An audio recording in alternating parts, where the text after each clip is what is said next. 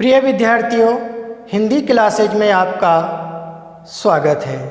हमारा विषय है वर्ण विचार। हम व्यंजनों का वर्गीकरण पढ़ रहे थे। आज हम पढ़ेंगे पार्श्विक व्यंजन, अर्धस्वर और ताड़न जात। सबसे पहले हम पढ़ेंगे पार्श्विक व्यंजन। सबसे पहले हम ये जानेंगे कि पार्श्विक व्यंजन होते क्या है, पार्श्विक व्यंजन कहते किसे हैं। तो यहाँ पर पार्श्विक व्यंजन की परिभाषा है, वे व्यंजन जिनके उच्चारण में वायु जिह्वा या जीभ के दोनों वगलों से बाहर निकलती है उसे पार्श्विक व्यंजन कहते हैं। जैसे यहाँ पर ये ल है, इसको पार्श्विक व्यंजन कहते हैं।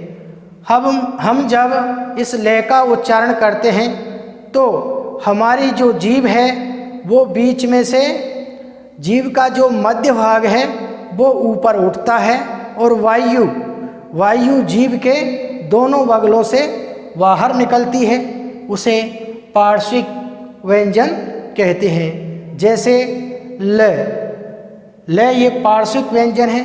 जब हमने इसका उच्चारण किया तो हमारी जीभ का मध्य भाग है वो ऊपर उठा और वायु जीभ के या जिह्वा के दोनों बगलों से बाहर निकली है या निकलती है, इसलिए ऐसे व्यंजन होते हैं वो पार्श्विक व्यंजन कहलाते हैं। और ये ले यहाँ पर पार्श्विक व्यंजन है।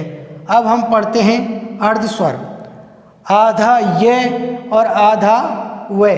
इसे हिंदी साहित्य अकादमी नई दिल्ली द्वारा इन्हें अर्ध स्वर माना गया है।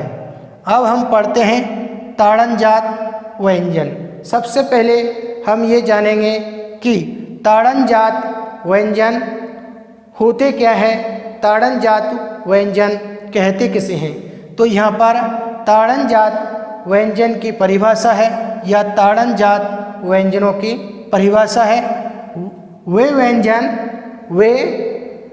व्यंजन जिनके उच्चारण में जीभ ऊपर जाती है, वे व्यंजन जिनके उच्चारण में हमारी जीभ या जिह्वा ऊपर जाती है और झटके से नीचे गिरती है, उसे ताड़न जात व्यंजन कहते हैं। जैसे ड ढ, हमने इनका उच्चारण किया ड, तो हमारी जीभ है वो ऊपर उठी और झटके के साथ नीचे आई है, इसलिए हम कह सकते हैं कि ड और ढ ये दोनों ताड़न जात व्यंजन हैं। इन्हें उत्क्षिप्त व्यंजन या द्विगुणी व्यंजन भी कहते हैं। उत्क्षिप्त और द्विगुणी व्यंजन भी कहते हैं। इस तरीके से आज हमने पार्श्विक व्यंजन, अर्धस्वर और ताड़न जात व्यंजन, इन तीनों का विस्तार पूर्वक विधिवत रूप से अध्ययन कर लिया है।